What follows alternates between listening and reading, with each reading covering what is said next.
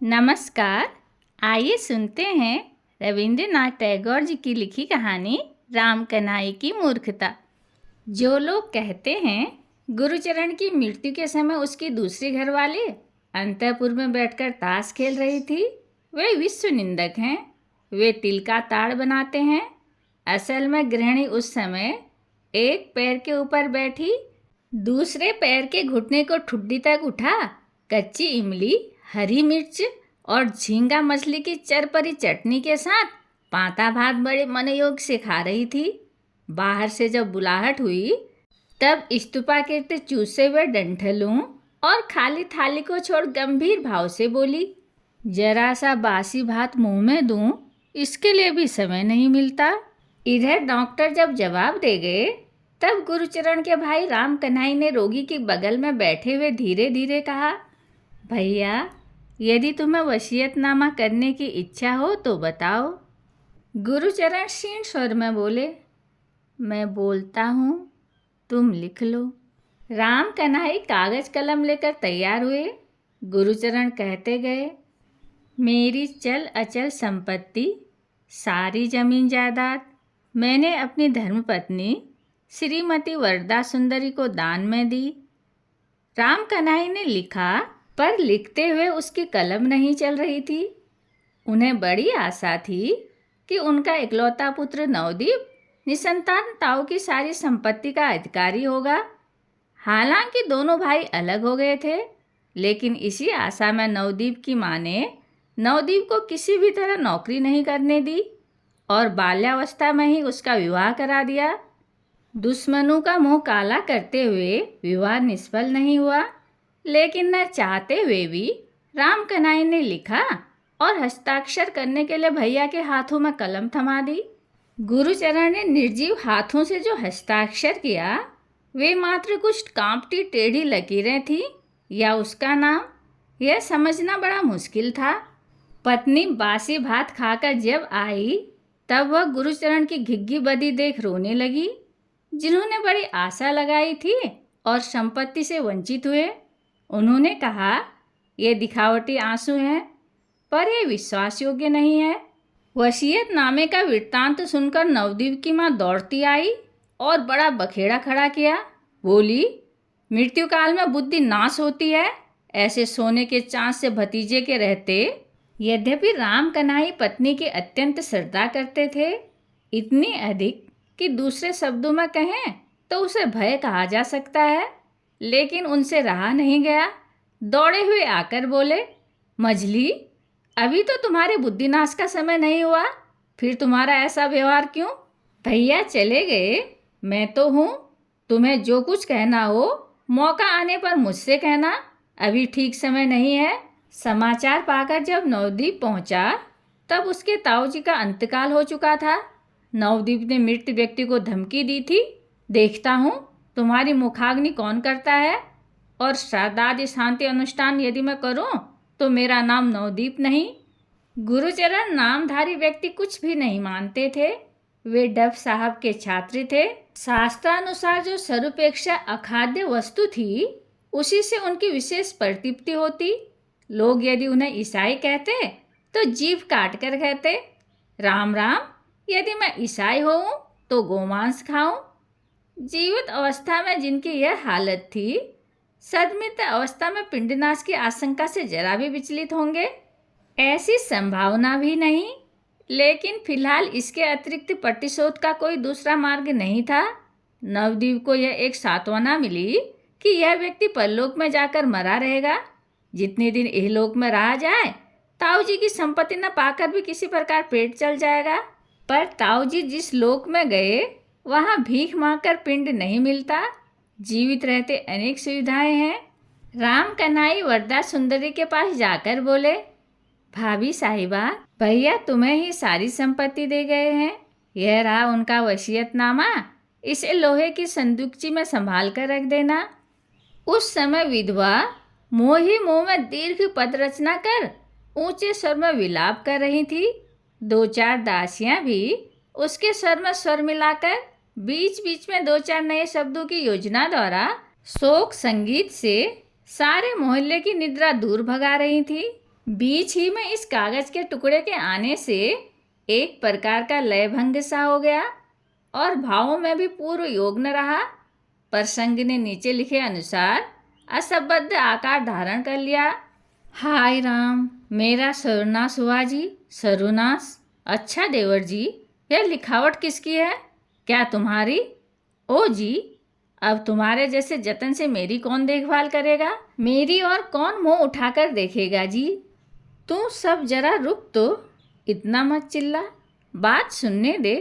ओ जी, मैं क्यों नहीं पहले चली गई जी? मैं क्यों जीती रही?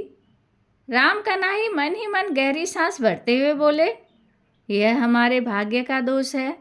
घर लौटकर नवदीप की माँ राम कन्हई के पीछे पड़ गई। भारी बोझ से लदी गाड़ी समेत गड्ढे में गिरने पर अभागे बैल गाड़ीवान द्वारा हजारों बार धक्के मारे जाने पर भी बहुत देर तक जैसे निरुपाय निश्चल भाव से खड़े ही रह जाते हैं। राम कन्हई भी वैसे ही बहुत देर तक चुप रहकर सहते रहे।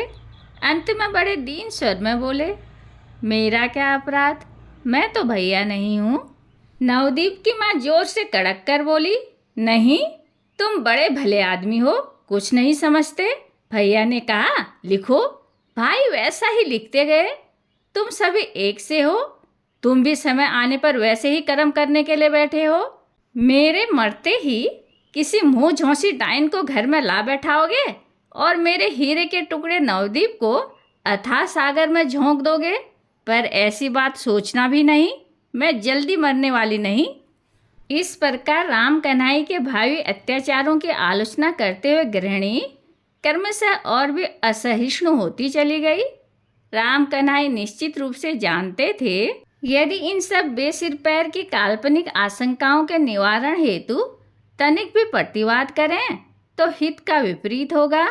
इस भय से वह अपराधी से चुप बने रहे, जैसे कि अपकर्म कर ही डाला हो, जैसे उनके लाल नवदीप को संपत्ति से वंचित कर उनकी भावी दूसरी घरवाली को सब लिखकर मरे बैठे हों। अब अपराध स्वीकार किए बिना दूसरी कोई गति नहीं। इसी बीच नवदीप अपने बुद्धिमान मित्रों के साथ अनेक सलाह मशविरा के बाद मार्ग से आकर बोले, कोई चिंता नहीं, यह संपत्ति मैं ही पाऊंगा। कुछ दिनों के लिए बाबूजी को यहाँ से स्थानांतरित करना होगा, उनके रहने पर भंडाफोड़ हो जाएगा। नवदीप के पिता की अक्ल के प्रति नवदीप की माँ को रत्ती भर श्रद्धा नहीं थी, अतः उन्हें बात तर्कसंगत जान पड़ी। अंत में माँ की ताड़ना से नितांत आवश्यकता निर्बोध कर्मनाशा पिता ने जैसे तैसे बहाना बनाकर कुछ दिनों के लिए काशी में जाकर आश्रय लिया।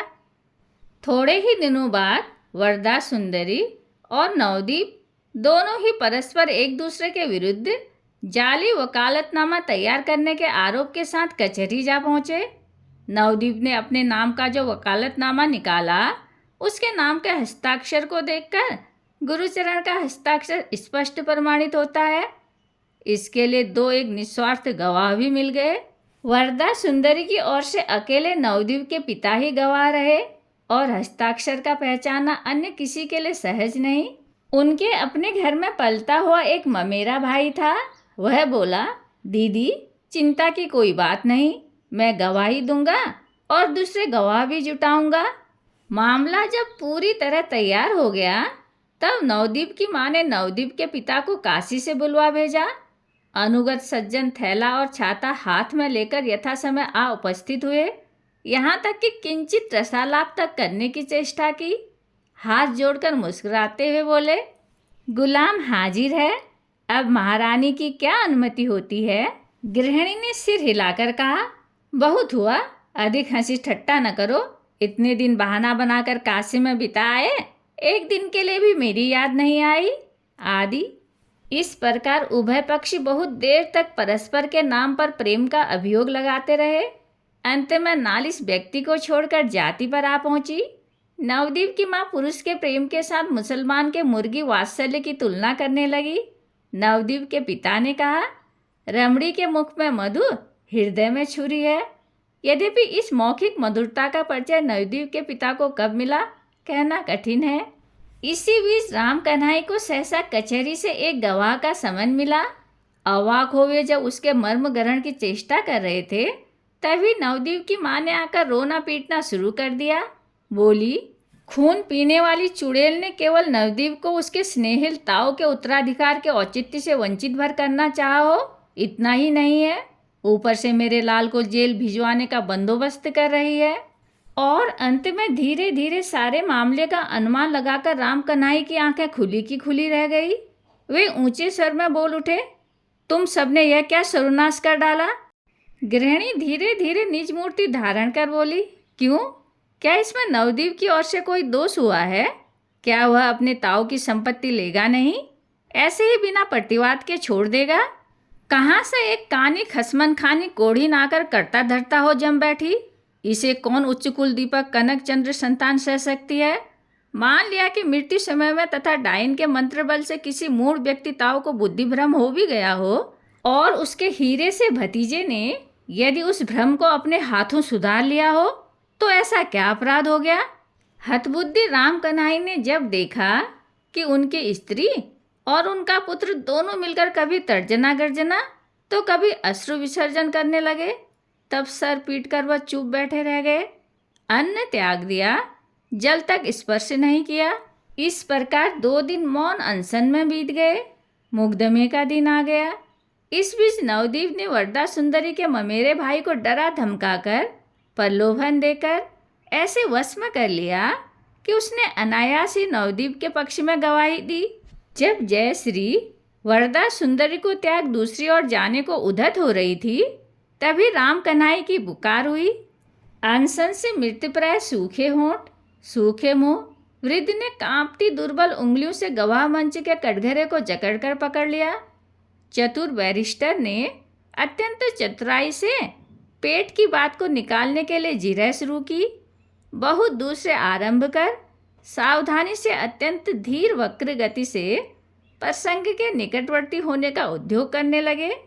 तब राम कन्हई जज की ओर घूमकर हाथ जोड़े बोले, हुजूर, मैं वृद्ध अत्यंत दुर्बल हूँ, मुझ में अधिक बोलने की सामर्थ्य नहीं। मुझे जो कुछ कहना है संक्षेप में कह देता हूँ। मेरे बड़े भैया स्वर्गीय गुरुचरण चक्रवर्ती मरने के समय अपनी सारी संपत्ति का वसीयतनामा अपनी पत्नी श्रीमती वरदा सुंदरी के नाम पर कर गए। वह वसीयतनामा मैंने अपने हाथ से लिखा और भैया ने अपने हाथ से हस्ताक्षर किए। मेरे पुत्र नवदीप चंद्र ने जो वसीयतनामा पेश किया है वह जाली है। कहते कहते कांपते हुए राम कन्हई मूर्छित हो गए। चतुर बैरिस्टर विनोदपूर्वक बगल के अटर्नी से बोले, वाह जॉब, इस आदमी को कैसे कसकर पकड़ा। ममेरा भाई दौड़ा हुआ दीदी से जाकर बोला, बूढ़े ने सारी मिट्टी पलीत कर दी, मेरी गवाही से मुकदमे की रक्षा हुई। दीदी बोली, ऐसी बात नहीं है, आदमी को कौन पहचान सकता है, मैं तो बूढ़े को भला आदमी समझती थी। नवदीप के बुद्धिमान मित्रों ने बहुत सोचकर स्थिर किया कि अवश्य ही वृद्ध ने डर से यह काम कर डाला है। गवाह के कटघरे में खड़े होकर बूढ़े की बुद्धि ठिकाने नहीं रही, ऐसा नितांत निर्बोध सारे शहर में ढूंढे नहीं मिलेगा। घर लौटकर राम कन्हई को कठिन विकार ज्वर ने घेर लिया। प्रलाप में पुत्र का नाम उच्चारण करते करते यह निर्बोध सर्वकर्म विनाशकारी नवदीप का मूर्ख पिता दुनिया से कूच कर गया। नाते रिश्तेदारों में से किसी ने कहा, और कुछ दिन पहले ही चला गया होता तो अच्छा होता, पर उसका नाम नहीं लेना चाहता।